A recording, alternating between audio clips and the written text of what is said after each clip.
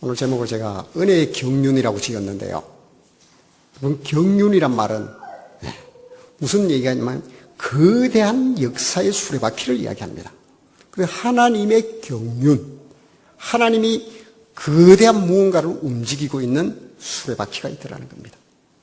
경륜 아시죠? 큰 원입니다.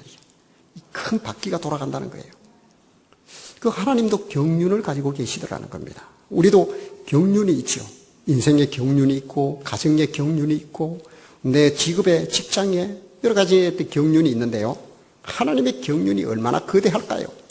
보이는 가시적 세계만 볼까요? 여러분 지구가요. 반지름이 6,400km입니다. 한번 6,400km를 여러분 24시간 만에 한번 돌려볼래요? 이게 자전입니다. 자전. 기가 막히죠. 우리 돌아가는지 모르지요 지금. 전혀 어지럽지를 않죠. 이게 지금 시속 엄청납니다. 이게 제가 정확히 기억을 안 나는데 이게 엄청난 속도로 달려갑니다. 이게요. 한 시간에 그 지구를 한 바퀴 돌아오려면 얼마나 빨리 돌아야 될까요? 근데 전혀 못 느껴요. 하나님의 경륜은 그러하다는 거예요. 근데 그냥 돌리나요? 또 공전을 해요. 365일 만에 태양이 한 바퀴를 돌면서 그게 하나님의 경륜입니다. 그런데 우리 태양계가 속한 은하계가 얼마나 크냐면 빛의 속도로 10만 년을 통과해야 됩니다. 이런 은하계가 수천억 개가 있습니다. 이루 헤아릴 수도 없어요. 우주에는 10만 광년이나 되는 은하계가 그냥 가만히 있는 게 아닙니다. 또 무언가 은하군을 중심으로 이렇게 돌아갑니다. 이게 은하계가 못 느끼겠죠. 그러니까 하나님이 그렇게 경륜하신다니까요. 움직이고 계셔요. 그런데요, 이 우주가 얼마나 클까요? 지금 빅뱅 이론에 의하면 137억 년, 138억 년 이릅니다. 여러분, 빛의 속도로 138억 년이에요. 거기서부터, 빅뱅 이론에 의하면 그렇게 이 우주가 커졌다는 시작이 되었다는 거예요. 그런데 그때부터 계속 팽창된 우주의 거리는 지금 900광년이 넘어간답니다. 그 거대한 900광년이 되는 우주 안에, 그것을 하나님은 우주가 그냥 있는 게 아닙니다. 팽창하고 있어요. 제가 볼 때는 우주도 무언가에 의해서 지금 하나님의 어떤 축에 의해서 돌아가고 움직이고 있습니다. 중심이 있습니다. 움직이는 데는 이유가 있고 중심이 있다는 겁니다. 이 거대한 하나님의 경륜은 그냥 돌아가는 게 아니고 축이 있고, 지구가 자전을 해도 우리 자전축이 있지요? 23.5도인가 이렇게 기울어져서 이렇게 돌아가잖아요. 이걸 자전축이라 그래요. 이런 것들이 모여서 우주를 만들었대. 이 거대한 축이 있더라는 거예요. 반드시 구심점이 있습니다. 한번 지금 스케일이 얼마나 큰가요? 지금 제가 지구로부터 이야기했는데 너무 크지요, 지구만 해도. 근데 지금 우주를 경영하시는 하나님. 이것도 보이는 세계일 뿐입니다. 보이는 세계와 보이지 않는 세계를 하나님 만드셨어요. 우리 영혼이 보입니까? 혹시 사랑이 보입니까? 그것도 하나님 만드셨어요. 이 거대한 경륜, 이 모든 것들의 한 목적지와 중심이 있더라는 겁니다. 그것이 무엇일까요? 그걸 오늘 본문에서는 창세로부터 감추어졌던 하나님의 비밀이라고 그럽니다. 궁금하지 않습니까? 이 거대한 하나님의 보이는 세계와 보이지 않는 세계의 중심, 이 거대한 경륜의 중심, 바퀴가 있으면 바퀴살이 있고 중간에 이렇게 휠축이 있지요. 중심이 있지요. 그거와 같은 그 중심이 도대체 무엇이냐 하는 겁니다. 그게 가장 중요한 부분이겠죠. 하나님에게도. 우리도 관심이 많습니다. 우리뿐만일까요? 제가 볼 때는 천사들도 이 관심이 굉장히 많습니다. 굉장히 궁금해하는 것 같아요. 바울 역시도요. 그것을 바라본 사람입니다. 그것을 찾아낸 사람이고 그것을 보고는 제가 볼 때는 이 사람이 소스라치게 놀랍니다. 깜짝 놀라게 됩니다. 바울은요. 대단한 사람입니다. 그는 바리새인 중에 선생이었다고 그래요. 우리 유대인들은 가장 존경하는 사람이 있습니다. 3대 랍비가 있는데 가말리엘, 우리 잘 아는 바울의 선생님, 가말리엘이라는 선생님이 있어요. 다 엎드리고 숙입니다. 선생님. 힐렐이라는 사람이 있어요. 그리고 또 우리가 아는 에스라 학사 있죠. 이 3대 랍비라 그럽니다. 제가 볼 때는 그 3대 랍비를 아마 계승해서 이어갈 사람이 바울이었을 것 같아요. 열심도 특심합니다. 여러분, 신약 성서에 한 13권이나 되는 한 서신서를 가만히 보십시오. 지금도 그런 어떤 논리와 이론을 우리가 정리할 수 있을까요? 그게 지금 삼국시대 때 이 사람입니다. 그의 논리가 어떻게 이렇게 썼는지 이게 성경이 될 줄은 몰랐습니다. 바울은 그저 오늘 같은 경우는 에베소에 있는 자기가 개척한 교회에 편지를 보낸 겁니다. 그래서 바울이 어떤 사람이냐는 거예요. 그런 제가 볼 때는 굉장히 지혜롭고 학식이 굉장히 많은 사람이에요. 그런 그가 어떤 생각을 했겠나요? 이 거대한 보이는 세계와 보이지 않는 세계의 중심축이 있는데 그것을 움직이는 하나님, 그 중심을 보았다는 거예요. 드디어 그걸 보게 됩니다. 그리고 얼마나 놀랐겠어요. 제가 볼 때는 소스라치게 놀랍니다. 그걸 알고는. 거의 바울 서신을 보면 바울이 거의 제가 볼 때는 기절할 정도의 그 경륜을 깨닫고 나서는 그런 어떤 반응을 보이게 되는데요. 그가 이제 다메섹 도상에서 주님을 만나게 됩니다. 그 충격이 얼마나 크냐면 자기가 지금 예수의 잔당을 잡으러 죽이러 다니는 사람이에요. 열심히 특심한 거지요. 여기서 지금 어디까지 갔냐면 저기 대전까지 잡으러 가는 거예요, 또. 걸어갑니다. 걸어서 갑니다. 정권을 가지고 가서 적결 처분 답습니다. 예수의 잔당을 만나면 우리를 찾으러 오는 겁니다, 지금 대전에서. 그래서 만나면 적결 심판에서 죽여버릴 수 있는 그런 권한을 가지고 지금 그렇게 다니는 사람이에요. 그리고 어디 가든 또 유대인들의 그 회당이 있습니다. 그들의 도움을 받고 하여튼 바울은 굉장히 좀 이렇게 변화가 심한 사람이고 하여튼 사명감도 투철한 사람입니다. 그런 그가 잡으러 가던 그 잔당, 예수의 잔당과 그들을 잡으러 가다 그만 예수님을 만나버렸는데 그때 충격이 얼마나 크냐는 거예요. 자기가 뭘 위해 달려왔는지 드디어 알게 됐어. 그 사람이 그렇게 열심을 냈을 때는 하나님을 위한 열심이었던 거예요. 근데 그게 그만 방향이 완전히 바뀌어 있다는 걸 깨달은 겁니다, 지금. 그때 충격이 어떠했겠느냐는 거예요. 내가 지금 무슨 짓을 하는 거야.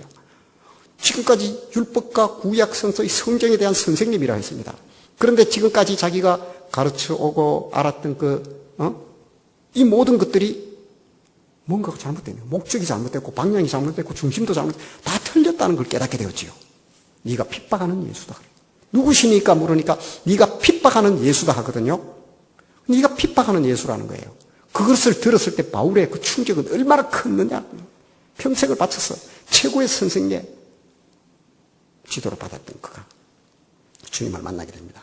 그래서 그 일생을 추적해보면 그저 눈물의 연속입니다. 어찌 십자가 이야기입니다. 하나님의 그 큰 사랑과 은혜의 경륜 이런 얘기를 합니다. 그런데 그것이 어디 가서 정점을 찍냐면 오늘 본문입니다. 바울 신학을 여러분들이 이렇게 바울을 가만히 이렇게 공부를 하거나 여러분들이 바울의 행적을 추적을 하다 보면 마지막에 이르는데 그렇게 부지런히 다니다가 그만 구금이 되어서 감옥에 갇히게 됩니다. 구금이 되어버려요. 그 활동적이고 복음을 증거하려고 하는 그 사람에게 목숨 걸고 몇 번 죽었습니다, 사실은. 저에게 말이에요. 수족을 동료 메고 옴짝하지 말고 너는 가둬놓으면 제가 어떻게 될까요? 저는 나가서 지금 강변도 돌아다녀야 되고 지금 사람도 만나야 됩니다. 예수 그리스도와 십자가의 도를 저는 증거를 해야 됩니다. 그런데 어느 날 갑자기 딱 저를 세워놨어요. 꼼짝 못한 지금 바울이 그런 상황이에요. 그러니까 일생을 통하여 자기가 예수님을 만나고 유대인의 선생으로 막 그렇게 살아오다가 예수님을 만난 후에 열심히 교회를 다 개척했습니다. 1, 2, 3차에 전도여행을 하고 난 후에 마지막에 그가 감옥에 갇히게 되네요. 그때 이제 갇혔을 때 돌아보면서 자기가 개척한 교회들에게 편지를 보낸 겁니다. 사랑인 교회 누구누구 성도님 지금까지 잘 인내하며 살아왔습니다. 그것이 옳습니다. 우리가 어떻게 살아야 될지 그렇게 제가 이제 편지를 쓰는 겁니다. 그게 그리고 얼마 안 있어요. 이제 죽게 되거든요. 예루살렘으로 갔다가 이제 그 옥중에서 죽어가게 됩니다. 그래서 바울의 삶에서 가장 정점에서 적었던 서신서가 에베소서입니다. 그런데 에베소서, 빌립보서, 골로새서, 빌레몬서 하는 이 옥중 서신. 감옥에서 이제 4개의 이제 서신을 쓰게 되는데요. 그러니까 바울이 하고 싶었던 이야기의 정점이 나오겠지요. 저도요, 가만히 돌아보면 제가 처음 이제 목회를 시작했을 때, 교육전도사 때 제가 이제 설교를 하거나 성경을 가르치던 그 내공하고 지금, 벌써 이제 담임 목사 6년 차에서 제가 지금 여러분들에게 설교하고 하는 이 내공의 이 깊이가 다릅니다. 분명히 달라요. 그만큼 성숙했다는 겁니다. 뭐 DNA와 본질은 바뀌지 않아요. 그러나 어느 정도 성숙해버렸다는 거예요. 바울은 제가 볼 때는 바울 신학에서 가장 성숙한 시점, 이때가 바로 이 감옥에서 에베소서를 쓸 때라는 거예요. 그런 그가 에베소서를 통해서 하고 싶은 말이 있습니다. 바울의 리포트겠지요. 자기 신앙의 이제 레포트를 적는 겁니다. 첫 번째가 뭐냐면 창세 전부터 예정되어 있던 일이 있더라는 겁니다. 여러분 혹시 신앙생활을 하면서 이렇게 살아오면서 성경을 보고 또 이렇게 어쨌거나 그 신앙생활을 다 통틀어서 여러분들 하나님이 예정하신 비밀이 있는 걸 여러분들 보셨습니까? 모르진 않아요. 여러분들 정리를 할 줄 몰라서 그렇지. 바울이 안 해도 우리한테 정리 오늘 다 해줍니다. 그게 어쨌거나 바울의 레포트를 통해서 첫 번째 보니까 창세로부터 하나님께로부터 비밀, 창세로부터 감춰졌던 비밀이 있는데 비밀은 드러나면 비밀이 아니지요. 이제 곧 드러납니다. 그 비밀이 있더라는 거예요. 그게 뭐라고요? 거대한 하나님의 경륜의 중심이더라는 겁니다. 이유와 목적이 되겠죠. 점점 궁금해지지요? 네. 그리고요, 두 번째는 이제 때가 찼다. 이제 때가 찼어. 그것을 드러낼 때가 됐다. 여러분 지금 창세가 언제인 줄 모릅니다. 우리는 우리는 만들어지고 난 뒤에 뭐 몇 억 년이 몇 억 년이 하지만 시간이 만들어지기 전에는 시간이 없습니다. 시간도 하나님의 창조물입니다. 네, 그것을 이제 현대 과학들이 다 증명하지요. 시간은 여러분들 창조물이고요. 네, 복잡한 얘기는 안 하겠습니다. 시간은 얼마든지 창조물이고 나와 장로님과 시간이 다를 수 있습니다. 네, 저는 시간이 전혀 안 가게 할 수도 있어요. 제가 광속으로 달려버리면 저 시간은 멈춰 있어요. 그래서 어느 날 와보면 장로님은 벌써 어디 간지 없습니다. 몇천 년이 지났는데 나는 그날 그대로 있습니다. 이 시간입니다. 누가 만들었다고요? 하나님이 만들었어요. 거대한 하나님의 경륜, 이 모든 것들에 그것이 이제 드러날 시점이 되었다는 거예요. 드러났습니다. 오늘 본문에. 그리고 또 하나는 그 비밀이 열리는 시점에 누구를 썼냐면 나를 쓰더라는 거예요. 얼마나 놀랐겠어요, 바울이. 아니, 자기가 유대인의 선생으로 오다 그것이 잘못됐다고 깨닫는 순간도 그렇게 놀랐는데 그런 자기를 선택해서 창세 전부터 지금까지 감추어졌던 비밀이 드러나는 시대. 여러분, 언박싱이라 그죠? 네. 이번에도 보면 그 노트 10을 이제 그 언박싱 했습니다. 그리고 뭐냐면 개봉한다는 거죠. 개봉박두. 우리 이제 영화가 보면 요즘 뭐 재밌는 영화들 많이 나오던데 봉오동 전투 이번에 뭐 개봉했죠.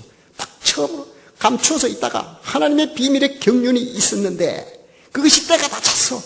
그런데 그것이 딱 오픈되는 그 시점에 누구를 통해서 하더라고요? 바울을 자기를 통해서 하더라는 거예요. 얼마나 놀랐겠어요, 이 사람이. 알아낸 것만 해도 기가 막힐 노릇인데 그것을 자기 시점에 자기를 통하여 그 일을 하더라는 거예요. 그래서 그리스도의 하나님의 사도된 나 바울은 그 창세의 비밀이 있었다. 그것을 나를 통하여 하나님이 오픈하시는데 그것이 무엇인지 오늘 이야기하고 있다는 겁니다. 궁금해지죠? 지금 점점 모입니다. 6,400km의 반지름을 가진 지구, 이것이 움직이고 10만 광년에 있는 은하계가 움직이고 900광년의 폭을 갖고 있는 우주가 움직이고 보이지 않는 수많은 것들 더 많습니다. 그걸 창조하신 하나. 그 모든 한 목적지가 한 곳으로 모아지는데 이제 드디어 개봉한다는 거예요. 뭐라고요? 옥에서 편지를 쓰면서 그 내용을 적고 있다는 거예요. 예, 그래서 그 비밀의 시점이 열리는 것에 대해서 에베소서 오늘 1장 9절에 보면요. 그 뜻의 비밀을 우리에게 알리신 것이요. 그의 기뻐하심을 따라 그리스도 안에서 때가 찬 경륜을 위하여 예정하신 것이니. 때가 찼다 그러죠? 예, 예정했대요. 그리고 지혜와 계시의 영을 받지 않은 자는 절대로 이것을 알 수 없더라. 그래서 바울이 몰랐던 겁니다. 아무리 선생이라 해도. 여러분 지금 신기한 일이 있어요. 정말 이 땅에서 일어난 가장 큰 사건이 뭘까요? 창조가 제일 커요. 그러나 뭐 창조 전에는 모르니까 우리가 창조됐기 때문에 모릅니다.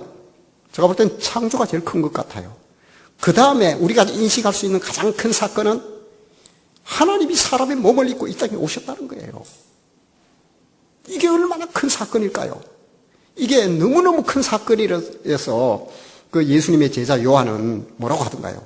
요한복음 1장에서 보면 빛이 어둠에 비치되 어둠이 깨닫지 못하더라.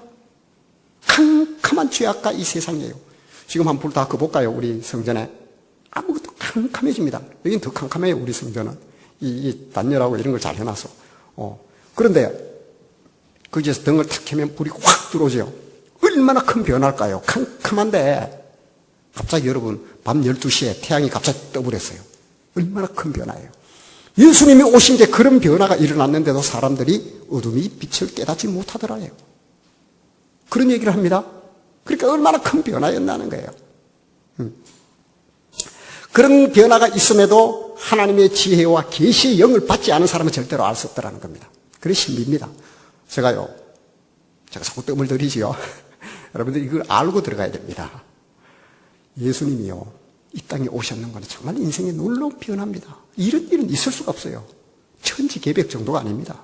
창세가, 제가 볼 때는 창조의 모든 세계가 개벽을 합니다. 그런데 나가서 만나보면 무감각해요. 하나님이 사람의 몸을 입고 이 땅에 오셔서 우리의 죄와 모든 허물을 짊어지시고 가셨습니다. 예수님을 믿으시면 하나님의 자녀가 되는 권세를 얻게 되고 우리의 하나님과 단절되었던 그 생명선이 연결되어서 하나님의 자녀가 되는 권세를 누리며 천국을 소유하게 됩니다. 시끄럽다. 시끄럽다. 이게 지금 지혜와 계시의 영을 받지 않았기 때문에 그렇습니다. 그런데요, 제가 이게 몇몇 이렇게 우리 성도들 만나고 지금 예배도 드리고 같이 드리고 있지만 하나님을 만나며 지혜와 계시의 영을 받게 되니까, 다시 말해서 성령이 그에게 임하니까요, 사람이 변화가 일어납니다. 정확히 알더라고요. 하나님은 살아계신 걸 알게 되고요, 내가 하나님 앞에 예배드리며 어떻게 살아야 될까를 정확히 알게 되더라는 겁니다. 그래서 바울이 놀랐다는 거예요. 어떻게 이 비밀의 경륜이 때가 차고 지금 열리는데도, 열렸습니다. 이미 열렸는데도 사람들이 모를까? 그게 바울의 고민이었습니다. 제가 예수님 처음 믿고 그랬거든요. 하나님이 있는데 없다고 그랬어요. 20살 때 제가 성경을 읽다가 하나님을 만나버린 겁니다. 교회 교사도 모릅니다. 가본 적도 없어요. 잠을 자기 위해서 제가 성경을 읽었었거든요. 근데 그만 말씀 속에서 살아계신 하나님을 만나버린 겁니다. 아마 그때 성령이 저에게 임하셨던 것 같아요. 그때 제가 내뱉은 말이 있습니다. 회개를 어떻게 한 줄도 몰라요. 하나님이 있는데 없다고 그랬습니다. 잘못했어요. 잘못했어요. 밤새 제가 기어다니며 울었습니다.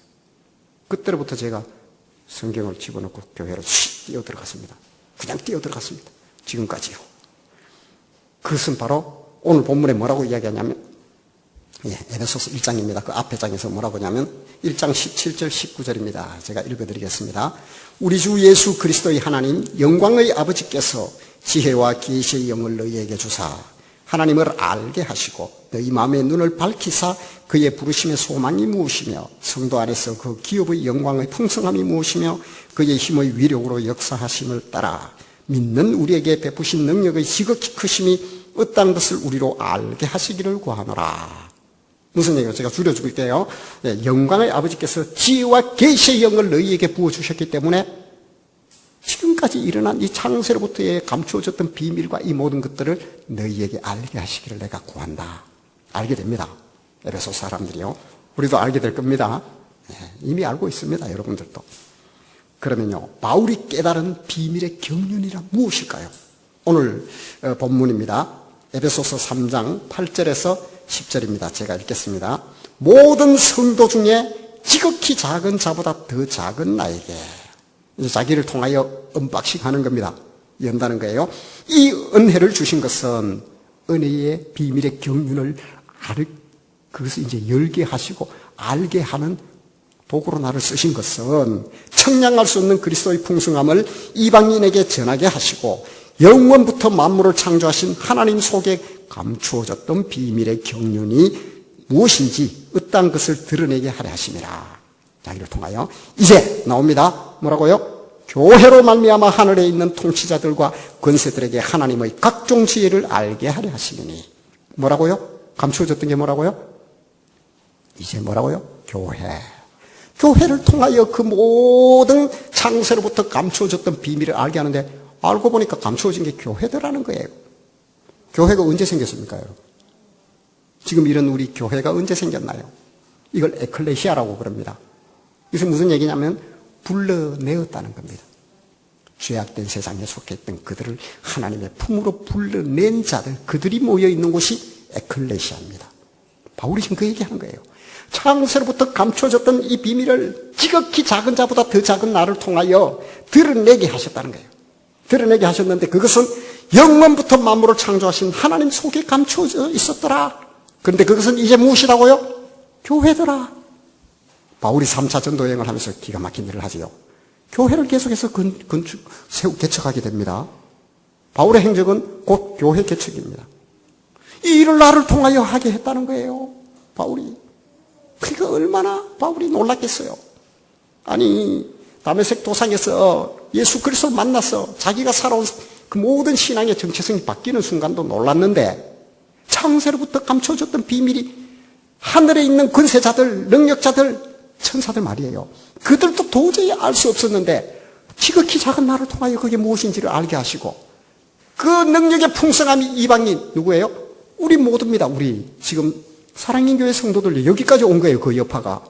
그들에게 감춰졌던 하나님의 비밀의 경륜의 중심, 그 중심이 바로 교회고 교회였다는 것을 자기를 통하여 알게 하더라는 겁니다.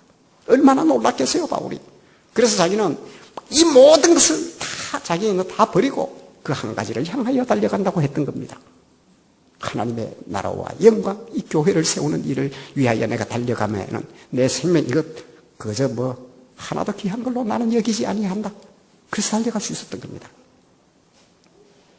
그래서 때가 찬 경륜이란 것은 바로 지금 바울이 이야기할 때 편지를 쓰는데 너희들이야 이 얘기죠. 에베소 교인들에게 편지를 쓰는데 창세로부터 감추었던 비밀과 때가 찼고 그것을 드러내게 한데 알고 보니 그것이 너희들이더라. 자, 다시 갈까요? 지구제가 축을 얘기했어요. 창세도 얘기했어요. 우주의 축도 얘기했어요. 그 모든 중심이 다 감추었던 비밀이 한 곳으로 모아지는데 세상에 예수 그리스도가 이 땅에 오셔서 제자들을, 사도들을 만드지요. 예. 그들을 통하여 위임하시고 가서 너희도 이와 같이 하라. 어떻게 하라고요? 제자를 삼고 하나님의 자녀들을 만들어라. 그들이 모인 교회, 그것을 위임하셨던 겁니다. 그래서 우리가 오늘 아침에도 사도 신명을 고백을 했습니다. 이 사도들의 예수님이 위임하신 겁니다. 교회가 무엇이냐? 사도들의 주셨던 그 사도들에게 주셨던 이 대명들이 있습니다. 그것을 위임받아서 사도들이 그것을 그들의 신앙 고백으로 교회는 이것이 하는 것을 가르쳐 준 겁니다. 그래서 여러분들이 다시 한번 사도 신경을 가만히 보십시오. 그 사도들이 바울이 지금 그 믿음의 고백이 함축되어 있습니다. 그것을 계승하는 겁니다, 우리가. 그러니까 가장 중요한 게 교회더라. 그런데 바울이 지금 편지를 쓰면서 그 교회는 바로 너희들이야. 에베소 얼마나 놀랄까요? 좀 더 확장해 보겠습니다. 그 에베소 교회는 지금 어딜까요? 그 축이 어디로 갑니까? 사랑인 교회로 옵니다. 놀랍지 않습니까? 창세로부터 감추었던 하나님의 그 놀라운 비밀의 경륜의 중심이 어디더라고요? 사랑인 교회입니다. 독생자의 예수 그리스도의 보혈의 피를 주고 사신 교회, 사랑인 교회와 같은 교회들입니다. 하나님께는 다수의 교회로 안 보입니다. 교회는 전부 하나입니다. 하나님이, 제가 그런 질문을 했었습니다. 예전에. 하나님, 저를 만나주셔서 감사해요. 그런데 제 기도는 언제 들어줍니까? 지구에 70억이 넘는 인구가 있고 그들 중에 한 20억이 예수님을 믿는다면 기도를 하면 나는 20억 번째 내 기도를 들어주게 되면 얼마나 난 벌써 끝나버릴 것 같아요. 그런데 그게 아니에요. 하나님은 오직 하나로만 보입니다. 전부 아담으로만 보입니다. 걱정하지 마십시오. 오직 너밖에 모른다 그러지요. 하나님 말씀, 나는 너만 알았다. 이스라엘에게 그런 얘기를 하지요. 바로 우리 보고 하는 얘기입니다. 아담 한 명에서 다 나옵니다. 그래서 하나님은 지금도 아담으로 다 보이는 거예요. 여러분들 전부 아담입니다. 그런 분이십니다. 그래서 내가 기도한다 해서 20억 번째 내가 순서 오는 게 아닙니다. 곧바로 지금 바로 됩니다. 오직 너밖에 모른다는 거예요. 이게 하나님의 채널입니다. 우리가 아는 하나의 채널이 아닙니다. 하나님도 하나의 채널이지만 동시에 아담일 뿐입니다. 우리가. 그래서 여러분 걱정하지 마시고 기도하면 지금 곧바로 응답됩니다. 곧바로 들으신다는 거예요. 이게 신비고 비밀입니다. 그래서 바울은 깜짝 놀랐는 게 바로 감추어졌던 비밀이 바로 너희들이더라 라고 편지를 쓰는 겁니다. 이 편지가 어디까지 왔냐고요? 사랑인 교회까지 왔어요. 그런데요, 그 놀라운 비밀이 있습니다. 교회 안에 누가 있나요? 누가 있습니까? 교회 안에. 내가 있지 않습니까? 여러분, 이 비밀의 경륜이 지금 어디로 가고 있습니까? 창세로부터 감춰졌던 비밀의 경륜이 지금 어디로 가고 있냐고요. 예수님이 누구 때문에 죽으셨나요? 교회 때문에 사랑이 교회 때문에 죽었나요? 교회 안에 있는 나 때문에 죽었나요? 하나님의 감춰졌던 비밀의 경륜이 향하는 목적지가 어디입니까? 바로 납니다. 바울이 얼마나 기급했겠다고요. 바울의 그 쇼크가 여러분, 우리 성도님들의 쇼크가 되길 바랍니다. 부정할 수 없는 사실입니다. 마귀가 깜짝 놀랍니다. 천사들이 놀라버립니다.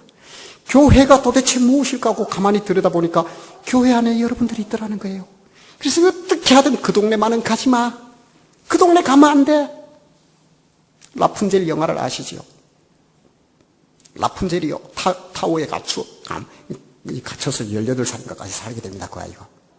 근데 그 아이는 원래 공주였어요. 왕국에. 근데 이 마귀 할멈이 훔쳐간 거예요. 그래서 어릴 때부터 타워 안에 갇혀놓고 그 아이를 키웠던 겁니다. 그러면서 뭐라고 그래요? 저 동네 가지 마.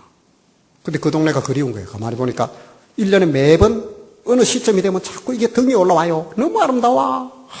등이 오르는 거예요.